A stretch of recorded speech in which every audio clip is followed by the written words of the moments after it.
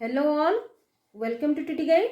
आज हम और एक नया टॉपिक लेके आए हैं, वो है lines and angles. 6th standard में लाइंस के बारे में हम ऑलरेडी जान चुके हैं। इस स्टैंडर्ड में मतलब 7th स्टैंडर्ड में लाइंस का यूज क्या होगा, कैसे होगा, वो उसके बारे में हम डिस्कस करेंगे। स्टार्ट करते हैं। First word lines. ठीक है, लाइंस का मतलब क्या है? देखो, मैं अगर बिना पेन उठाए इस डॉट को खींचता चला जाऊंगा तो ये बन गया एक लाइन, है कि नहीं? ठीक है, तो नंबर ऑफ डॉट्स मिला के हमारा लाइन बनता है। ठीक है, ये लाइन पे कितने सारे डॉट्स होंगे जो कि हमारा ये लाइन फॉर्म हो गया। पर मैं विदाउट मतलब ये इस डॉट से स्टार्ट किया हूं, इस मतलब कौन से भी डायरेक्शन पे मैं इसको खींच लूंगा तो वो हमारा एक लाइन बन जाएगा। ठीक है, पर यहाँ पर फर्स्ट लाइन, हमारा फर्स्ट नंबर क्या लिखा है? Line segment. लाइन सेगमेंट का वर्ड हम वो भी 6th स्टैंडर्ड में पढ़ चुके हैं, जो कि 2 एंड पॉइंट रहेगा। देखो, मैं पिक्चर ड्रॉ कर रहा हूं। अगर ए एंड बी दो पॉइंट में दे दिया और इसको नाम दे दिया ए बी, ये हो गया हमारा लाइन सेगमेंट। ठीक है, क्योंकि इसको हम मेजर कर सकते हैं, लाइन सेगमेंट को मेजर कर सकते हैं, पर एक लाइन को हम मेजर नहीं कर सकते क्योंकि वो उसका a no end point, a line has no end point. इसी पॉइंट को आप ध्यान देना, line segment has 2 end point, मतलब 2 एंड पॉइंट रहा, और ये line has no end point, एक लाइन रहेगा। ठीक है, वो पॉइंट अगर हम ये लाइन सेगमेंट ले लिए हम, ठीक है, और इसी पॉइंट से मैं इधर राइट को खींचता चला जाऊंगा और लेफ्ट को खींचता चला जाऊंगा, ये हमारा लाइन बन जाए। लाइन बन गया तो उसका एंड पॉइंट कहाँ है? एंड पॉइंट नहीं है। ठीक है, बस उतना ही। लाइन को आप याद रखोगी, नंबर ऑफ पॉइंट्स को मिला के हमारा लाइन बनता है, और लाइन सेगमेंट का 2 एंड पॉइंट रहता है, लाइंस का एंड पॉइंट नहीं रहता है। वो किसी भी डायरेक्शन पे खींचता चला जाएगा तो वो लाइन बन जाएगा। पर और एक लाइन, अगर मैं एक पॉइंट से बस राइट को लूंगी, ठीक है, ये इसको ओ दे दूंगी, इसको ए मतलब नाम दे दूंगी, तो ये बन गया हमारा रे। करेक्ट, उसका एक ही एंड पॉइंट, मतलब उसका जो स्टार्टिंग पॉइंट रहेगा वहां से जो पॉइंट जहां जाएगा बस उतना ही, नहीं तो लाइन का नहीं रहेगा। लाइन सेगमेंट का कुछ तो मेजरमेंट है, हम उसको मेजर कर सकते हैं। ठीक है, अभी हम इस क्लास में लाइंस को यूज करके एंगल कैसे फॉर्म करेंगे उसके बारे में हम डिस्कस करेंगे। Next comes two angles. अभी हम लाइंस क्या है, लाइन सेगमेंट क्या है, वो हम जान के आए। Angles is formed when lines और लाइन सेगमेंट्स मीट। ठीक है, लाइंस क्या होता है? लाइंस होता है दो, मतलब जो पॉइंट्स को हम किसी भी डायरेक्शन को खींचते चले जाएंगे बिना पेन उठाए, वो हमारा एक लाइन फॉर्म हो जाएगा। इधर मैं 2 लाइन फॉर्म की हूं, ठीक है, तो ये लाइन हमारा इंटरसेक्ट किया इसी पॉइंट पे।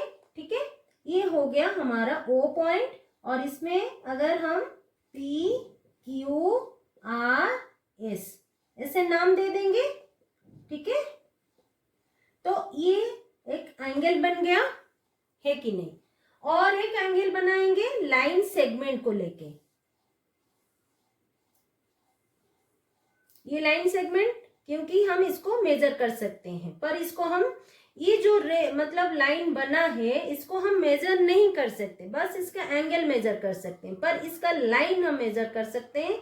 जो लाइन सेगमेंट का हम नाम दे देंगे ए बी सी।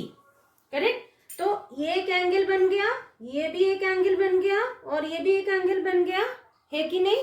और ये जो एंगल का नाम क्या है? फर्स्ट फिगर में हम एंगल देखेंगे, फिगर नंबर 1, तो पी ओ क्यू, POQ एक एंगल है, और ROQ वो भी एक एंगल है। क्योंकि ये जो पॉइंट हमारा इंटरसेक्ट किया है, सभी में बीच में हमारा OO ही आएगा। देखो ROQ ये एक एंगल है। देन ROS ये भी एक एंगल है, ये एंगल। ठीक है, ध्यान से देखना, 1 2 3। नेक्स्ट SOP ये भी हमारा एंगल है, और सभी में हमारा एंगल क्या है, मतलब उसका बीच का पॉइंट जो है, मिडिल पॉइंट उसका O है। करेक्ट, देखो ये बीच में रहा तो इसीलिए O रहा, ये 4th नंबर एंगल आ गया। अभी ये एंगल तो फॉर्म हो गया। नेक्स्ट ये लाइन सेगमेंट पे फिगर नंबर 2 में आते हैं। फिगर नंबर 2 में ये लाइन सेगमेंट हमारा एक ट्रायंगल बना है। इस ट्रायंगल में एंगल ए, कौन सा है एंगल ए, आप ऐसे भी लिख सकते हो, A angle is equal to CAB, क्योंकि बीच में हमको रखना है। जो एंगल आपको पूछा जाएगा उसी को आपको बीच में रखना है। मतलब देखो CAB, ये जो ए एंगल ए है, तो CA में ए को रखना है। बस उसी में कंफ्यूज नहीं होना है कि बीच में कौन सा रहेगा। ए एंगल पूछा गया है मतलब आपको ए ही रखना है, और सी एंगल पूछा गया है तो क्या करेंगे, सी एंगल हम ऐसे भी लिख सकते हैं, और ACB इसके बारे में हम 6th स्टैंडर्ड में ऑलरेडी जान चुके हैं, बस हम थोड़ा रिवाइज कर रहे हैं। ठीक है, एंगल कैसे क्या बन रहा है। देखो CBA जो कि B एंगल है, CBA हो गया। देखो A एंगल A बीच में रहा, C एंगल C बीच में रहा, B एंगल B बीच में रहा। करेक्ट, ऐसे करके हमको एंगल फॉर्म करना है। अभी आते हैं एंगल के सारे प्रॉपर्टीज के ऊपर।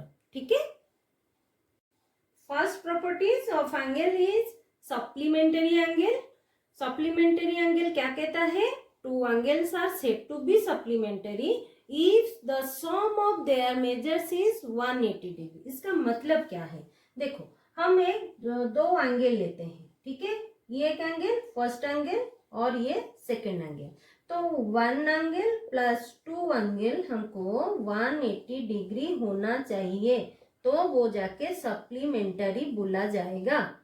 ठीक है, उसका रूल है कि दो एंगल का सम 180 डिग्री ही होना चाहिए, तो एक एंगल और दूसरे का सप्लीमेंट आप बोल सकते हो। 1 एंगल 2 का सप्लीमेंटरी और 2 एंगल 1 का सप्लीमेंटरी। ठीक है, सप्लीमेंट।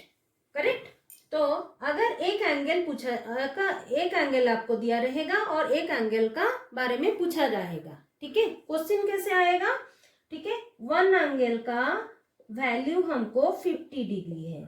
ठीक है, तो 2 एंगल का वैल्यू कितना आएगा, कैसे पता चलेगा, मतलब ये दोनों सप्लीमेंटरी है कि नहीं। अगर वो दोनों सप्लीमेंटरी है तो हम ऐसे लिख सकते हैं 1 + 2 = 180 डिग्री। गिवन कितना 50 degree plus let 2 angle x degree = 180 degree.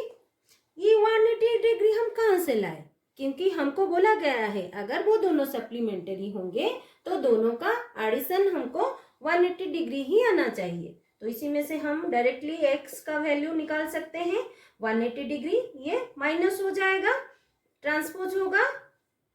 ये भी हम सभी को पता है x = 130 डिग्री आ गया।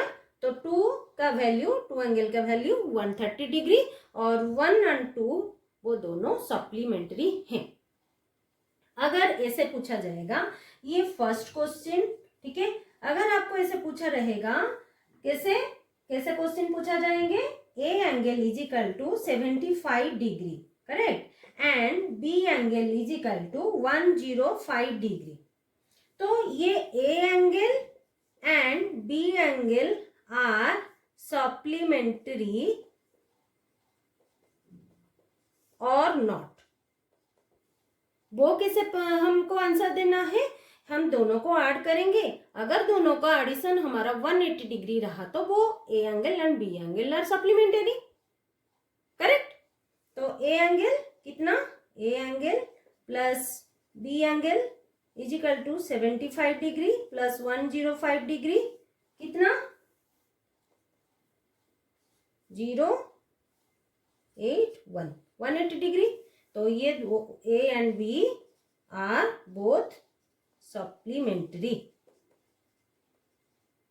इसी टाइप का भी क्वेश्चन आएगा, correct. Next complementary angle. Two angles are said to be complementary if the sum of their measures is 90 degree. अभी हम क्या जाने थे, सप्लीमेंटरी में दो एंगल का एडिशन हमारा 180 डिग्री होना चाहिए और कॉम्प्लीमेंटरी एंगल में दो एंगल का मेजरमेंट हमको 90 डिग्री चाहिए, ठीक है। वो कैसे, A angle plus B angle is equal to 90 degree ही चाहिए, जैसे कि हमारा सप्लीमेंटरी में था 180 डिग्री, करेक्ट। अगर आपको क्वेश्चन पूछा रहेगा A angle is equal to 36 degree, correct, and B angle is equal to 54 degree and A, B are complementary. If A angle and B angle are complementary angle, then क्या होगा, A and B are complementary, then क्या होगा, A angle plus B angle 90 degree. तो A angle हमारा कितना 36 plus 54 कितना आता है 90 डिग्री, कॉम्प्लीमेंटरी हो गया। इसी तरह आपको पूछे जाएंगे। अगर एक भी एंगल आपको पूछा मतलब नहीं दिया गया, एक एंगल दिया रहेगा और हमको ये पता है अगर वो दोनों कॉम्प्लीमेंटरी हैं तो हम दूसरा एंगल भी उसी में से निकाल सकते हैं, correct. Next adjacent angle. Adjacent angle, two angles with same vertex, one arm common and the other arms lying on opposite sides of the common arm are called adjacent angle. तो उसमें कुछ कंडीशंस हैं, वो क्या क्या है इसी में से हम लिख देंगे। क्या है, कॉमन वर्टेक्स, मतलब उसका सेम वर्टेक्स होना चाहिए, कॉमन वर्टेक्स है। नेक्स्ट वन, मतलब उसका कॉमन आर्म होना चाहिए। नेक्स्ट क्या है, नॉन कॉमन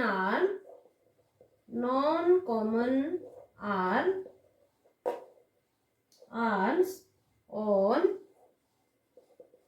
ईदर साइड का मतलब क्या है, जो उसके कॉमन आर्म होगी उसकी बाकी दो साइड्स में ऑन कॉमन आर्म होनी चाहिए। वो कैसे, मैं एक ड्रॉ करके आपको समझा देती हूँ। देखो, एक लिए इसको वर्टेक्स, कॉमन वर्टेक्स ओ और जो एंगल है वो क्या क्या है, एक ए है एक बी है, मतलब ये ओ ए आर्म बोला जाता है, ठीक है। मैथमेटिकल टर्म में इसको आर्म बोला जाता है। ओ ए एक एंगल है, देखो ओ ए बी एक एंगल है और बी ओ सी ये हमारा और एक एंगल है। ए ओ बी एक एंगल एंड बी ओ सी एक एंगल। उसी में से कॉमन आर्म कौन सा है, मतलब ये दोनों एडजेसेंट एंगल है कि नहीं।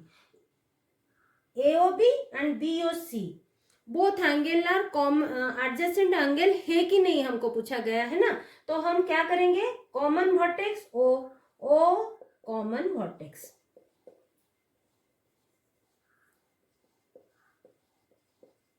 वर्टेक्स है, ठीक है। और नेक्स्ट ओ ए कॉमन आर्म कौन सा है, ओ बी। देखो ओ ओ सी में ए ओ बी एक एंगल है, ए ओ सी एक एक एंगल है, करेक्ट। तो उसी में से एंगल कॉमन कौन सा है, इसको अगर मैं लाइन खींच दूंगी तो ओ बी हमारा कॉमन है, कॉमन आर्म हो गया, ये दोनों एंगल में है कि नहीं, वो बीच में है।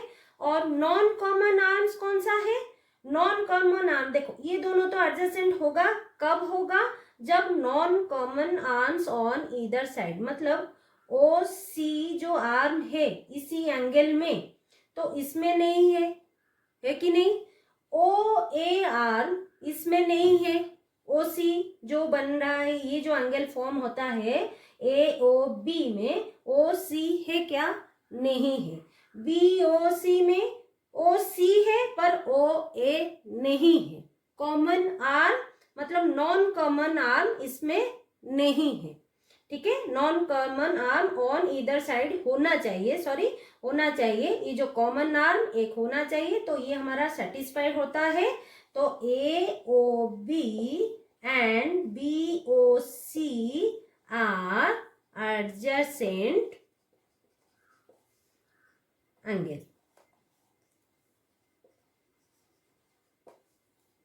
करेक्ट। और एक एग्जांपल लेते हैं जिसमें ऐसी सेम फिगर लेंगे, उसी में कि एडजेसेंट एंगल है कि नहीं वो भी चेक करेंगे, ठीक है।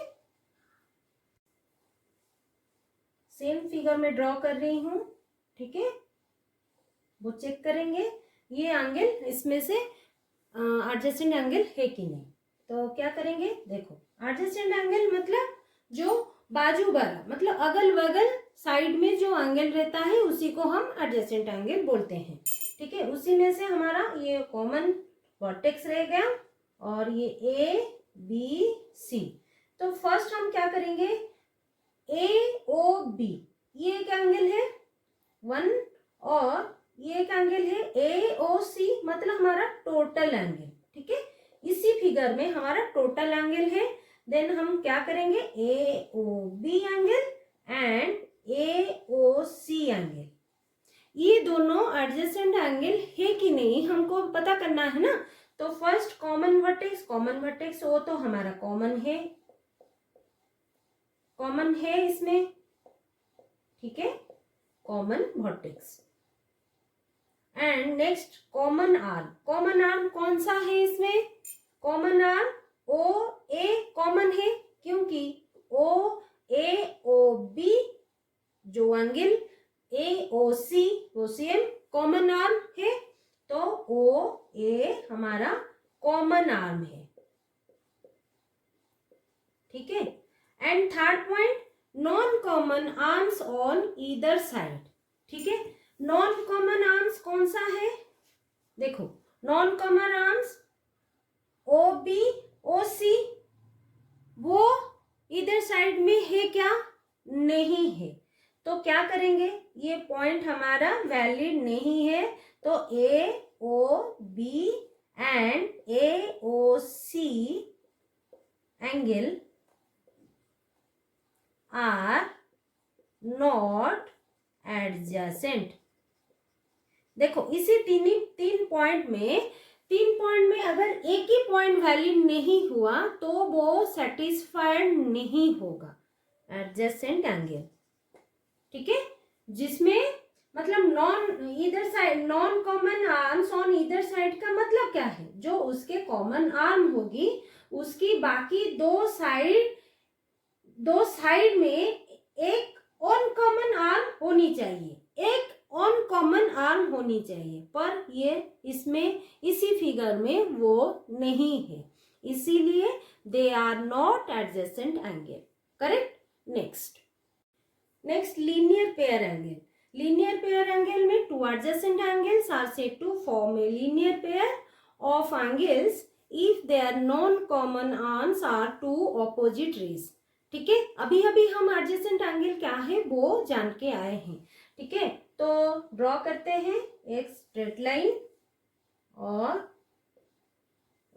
एक लाइन, तो एंगल फॉर्म हुआ, ये दोनों एंगल हमारा एडजेसेंट एंगल बोला जाएगा। कब बोला जाएगा, जिसमें कॉमन वर्टेक्स रहेगा, कॉमन आर्म रहेगा, ये दोनों एंगल में कॉमन आर्म ये है, तो अगर हम इसको नेम दे देंगे ए बी सी, तो ओ सी हमारा कॉमन आर्म है इसमें। और आपको ऐसे भी क्वेश्चन पूछे जाएंगे कि लीनियर पेयर एंगल में कौन सा कॉमन आर्म है, कौन सा वर्टेक्स है, और कैसे मतलब two rays common non common arms का नाम भी आपको बोलना है। तो नॉन कॉमन आर्म इसमें कौन सा है, O A and O B are two non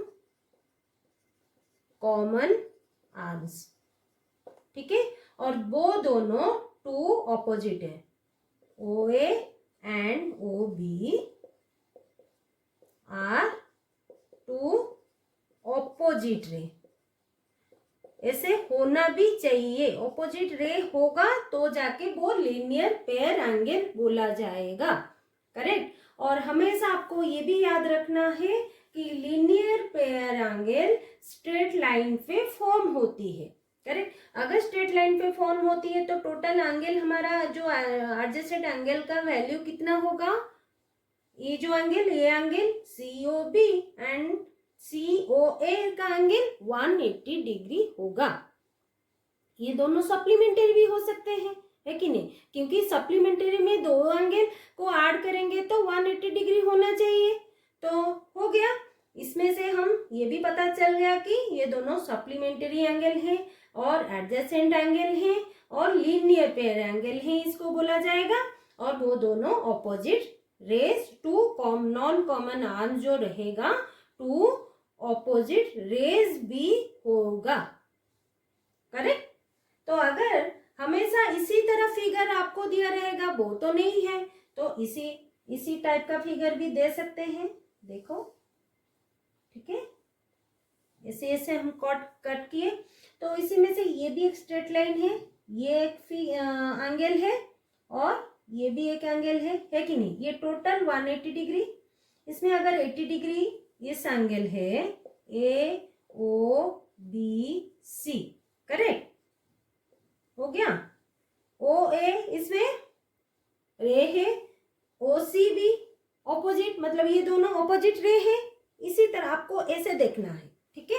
तो ये दोनों एंगल हमारा 180 डिग्री अगर रहेगा, 80 इसको x ले लेंगे, BOC का angle 80 degree plus x 180 degree, correct. तो x का वैल्यू कितना है, ऐसे भी आपको क्वेश्चन आएंगे, 180 डिग्री माइनस 80 डिग्री, करेक्ट। तो फाइनली x का value 100 degree, answer, okay. Next vertically opposite angle. Vertically opposite angle कब फॉर्म होगा, देखो, दो लाइन हम जब इंटरसेक्ट करेंगे, ठीक है, तो दो लाइन ऑपोजिट रहेंगे, सॉरी दो एंगल ऑपोजिट होगा, तो ये जो एंगल और ये एंगल हमारा वर्टिकली ऑपोजिट एंगल बोला जाएगा। जब दो लाइन इंटरसेक्ट करते हैं उसमें दो एंगल ऑपोजिट होते हैं, ये एंगल ऑपोजिट है और ये एंगल इसको भी ऑपोजिट है, तो ये दो एंगल जो ऑपोजिट रहेंगे इसको हम वर्टिकली ऑपोजिट एंगल बोलेंगे। अगर इस एंगल का वैल्यू, अगर ये दो लाइन ऑपोजिट हैं, अगर दो लाइन ऑपोजिट हैं तो इसका वैल्यू अगर 30 डिग्री है, इफ AO अगर नाम दे देंगे AOBCD, AOD का वैल्यू एंगल का वैल्यू 30 डिग्री, ठीक है। तो COB का वैल्यू कितना, ऐसे भी पूछ सकते हैं। तो COB का वैल्यू 30 डिग्री, क्यों, क्योंकि ऑपोजिट एंगल का वैल्यू सेम होगा, करेक्ट।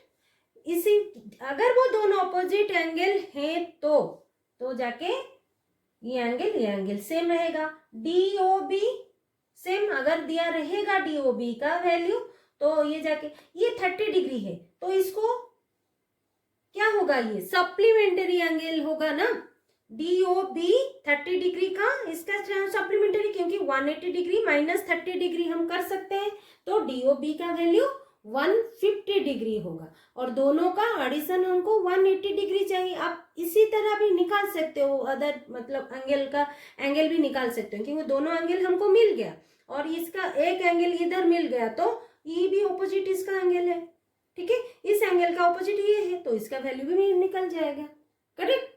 इसी तरह आपको एंगल का वैल्यू भी पता चल जाएगा और वो वर्टिकली ऑपोजिट है कि नहीं वो भी पता चल जाएगा, करेक्ट।